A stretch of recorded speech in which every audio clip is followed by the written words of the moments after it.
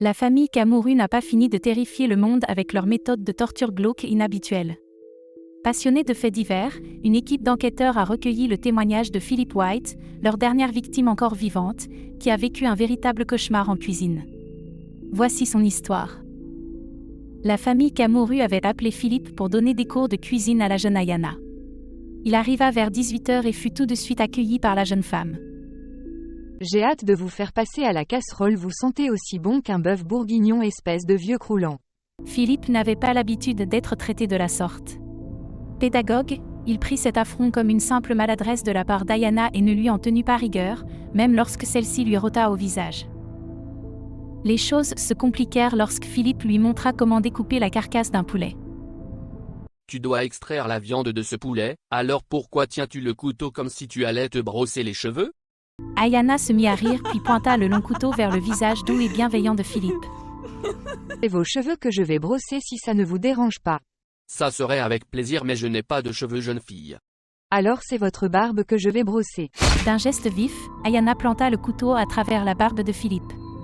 Le chef de cuisine grogna, furieux contre lui-même, il savait qu'il n'aurait pas dû se raser ce matin, à cause de cela sa barbe n'a pas pu amortir le choc. Le sang dégoulinait sur le plan de travail et sur les ingrédients, c'était hélas fichu pour le poulet basquez.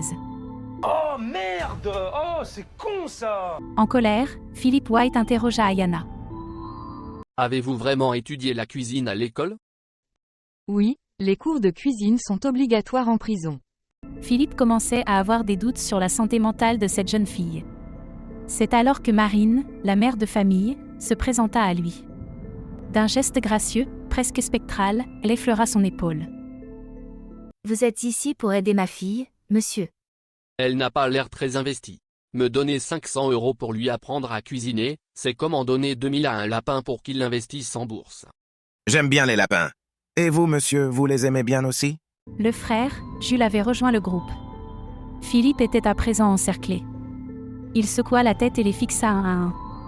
Le gamin semblait être le plus normal de tous, si on ignorait le vide dans ses yeux et la bave qui s'exfiltrait de sa bouche.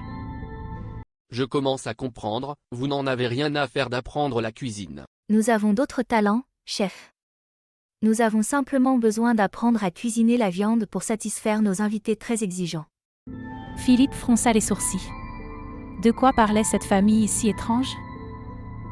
Vous sentez bon la viande, chef. Vous aimez la viande?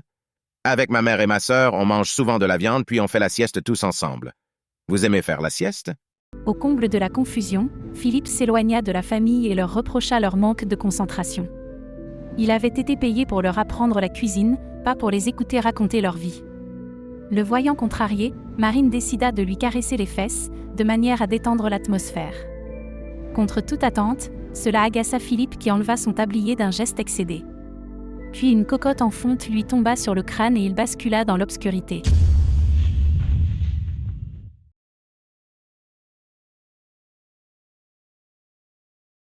Philippe se réveilla avec un mal de tête abominable. Il était enfermé dans une pièce sombre, constellée de bougies et de vieux grimoires. Autour de lui, en arc de cercle, la famille Camuru était agenouillée à même le sol dans un mélange de prière et de transe. Un murmure s'élevait au-dessus d'eux, à la manière d'une chorale sinistre. Philippe trouvait leur attitude pitoyable, cette famille de tarés se traînait par terre alors que le carrelage n'était même pas nettoyé. À la lueur des bougies, le chef de cuisine décela des flaques de sang, des traces de cartilage et de la chair semblable à celle d'un steak haché. Soudain le visage fantomatique de Marine se tourna vers lui. Chef, vous êtes resté inconscient plus de 6 heures, vous devez être mort de faim. Le repas est enfin prêt. Vous voulez manger avec nous? Philippe voulut se redresser, mais d'épaisses chaînes en acier le maintenaient au sol. Prendre la fuite était désormais impossible. Pour s'en sortir, il allait devoir utiliser la ruse. Qu'est-ce que vous avez préparé comme repas? Ça fait 10 fois qu'on vous le répète. Vous allez manger la viande avec nous. Oh, je regrette, mais je suis végétarien. C'est vraiment dommage. Soudain, Ayana se mit à sangloter. Elle se roula sur le sol puis se contorsionna, à la manière d'un pitoyable scolopendre. Marine s'approcha doucement de Philippe pour le culpabiliser. Regardez dans quel état ma fille se met pour vous.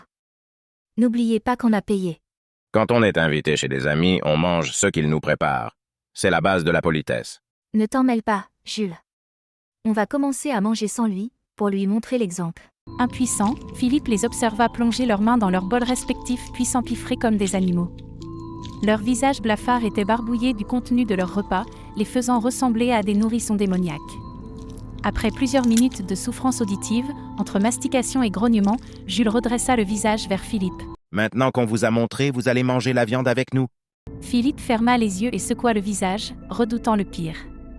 Mais la secte familiale se resserra autour de lui et il dut accepter la petite boîte qu'on lui présenta. Ses doutes se confirmèrent. Ces cinglés lui avaient servi une pasta box à la bolognaise. À présent, Philippe pleurait à chaudes larmes. Non, pas ça, s'il vous plaît. Ne soyez pas stupide, chef. Vous allez vous régaler. Je suis pas un ange, c'est vrai. Mais je ne mérite pas qu'on m'impose une telle souffrance.